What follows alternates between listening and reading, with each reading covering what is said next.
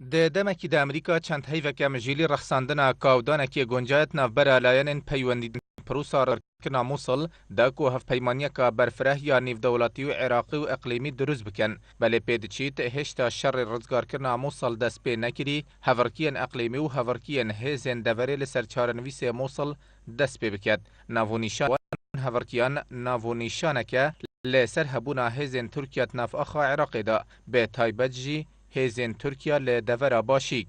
Piştî Parlemanê Tirkiye demêmana hêzên xwe li Başîk dirêj kirî, civata Iraqê jî bi komandengên endaman û fraksyonan biryara Parlemanê Tirkiye red kir. Li ser astê Herêma Kurdistanê jî ku beşekî hêzên Tirkiye li deverên Kurdistaniyên veqetiyayî û hindek jî li çend deverekên dî hene, wekû Bamernê û Kanîmasê û Şêladizê û çend deverekên dîyên Kurdistanî, karvedan li berembermana hêzên Tirkiye dest pê kiriye.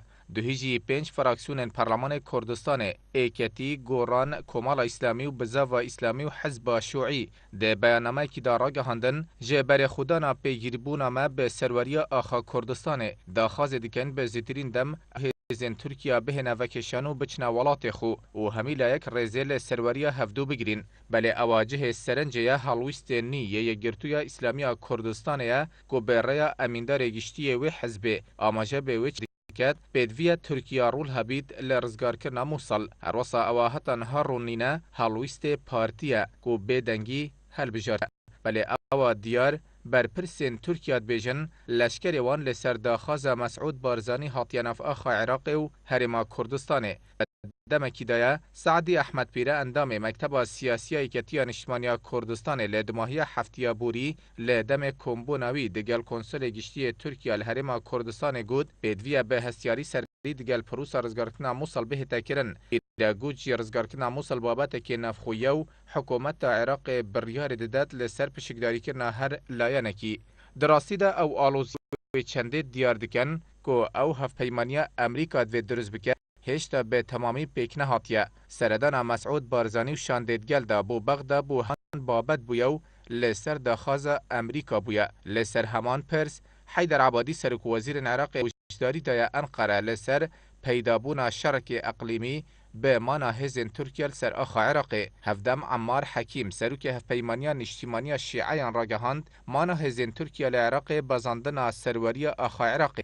بین فرهیا خلک عراق جی تخیبین خو هنه. شلایکیدی و هادی عامری سروکی رخرا و بدر راگهاند هزا ترکیه بود داگیرکرنا عراق هاتیو اگر نه توکشان ده ریپ ریوان بین. فریق عثمان غانمی سروک ارکان سپای عراق جراگهاند هبو هزا ترکیه لنزیک مول آستان که لهم بر اپراسیون رزگارکناوی باجری درست کرد.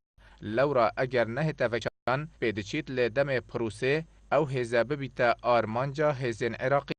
لسر است دروجی امیندار گشتی کمکار ولات عربی داخل ترکیه کریه که رزه لسروریا آخا عراق بگریتو هزین خوب کشید. هفدم نتوانگیر تجارت هند بدوی هر جور هاریکاریک با حکومت عراق لدیف پیمان نامه و بنامای نتوانگیر تبید.